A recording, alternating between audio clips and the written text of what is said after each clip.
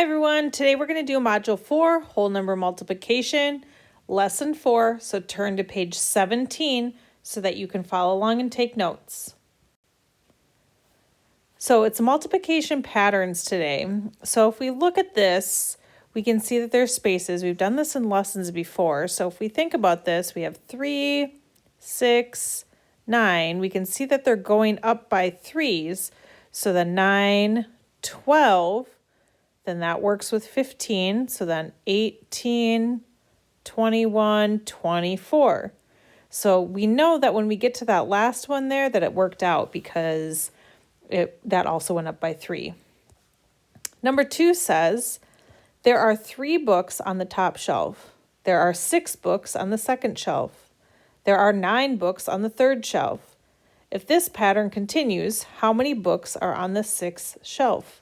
So we need to find how many books are on the 6th shelf. So let's write that down.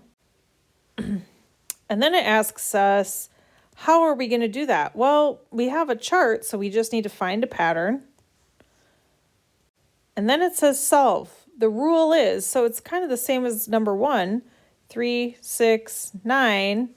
So it's going up by 3s, 12, 15, 18. So the rule is add 3.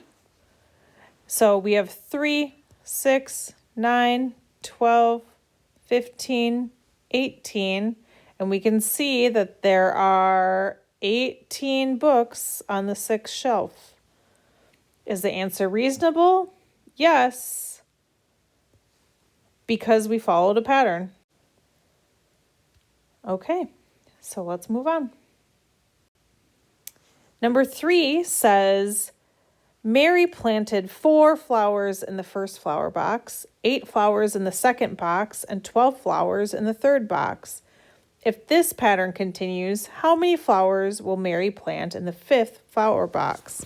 So we need to find the number of flowers in the 5th flower box. We're going to write this a little different. So we're going to find the number of flowers in the 5th box. And how are we going to do that? We're going to multiply this time.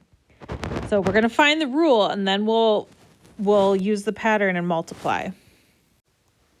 So the rule is that it looks like we add 4 to every box. So we add 4. And so the first box is 4, then the second box has 8, the third box has 12. So the pattern is adding 4, so the 4th box would be 16. 16 plus 4 is 20. So that's the 5th box. So Mary will plant 20 flowers in the 5th box. And the answer is reasonable because we have 4 per box, and there were 5 boxes. 4 times 5 equals 20.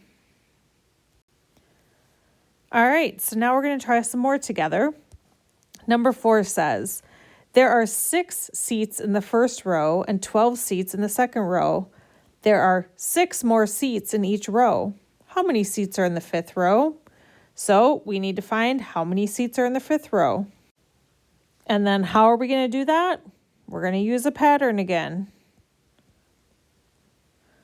Well, we can see the rule is that we're adding 6 more seats in each row because it goes 6, 12, and then it tells us there's 6 more seats in each row. So the rule is plus 6. So we have 6 and then 12 and then plus another 6 is 18. Another 6 is 24 and another 6 is 30. So there are 30 seats in the 5th row. And is the answer reasonable? Yes, because there are 5 rows and 6 seats per row. So 5 times 6 equals 30. All right, so this says, solve a problem by finding a pattern.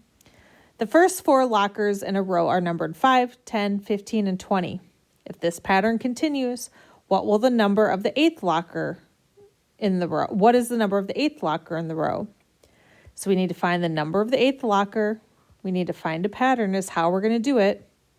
And then you solve it. You look at the numbers in the pattern, 5, 10, 15, 20. Describe the pattern rule.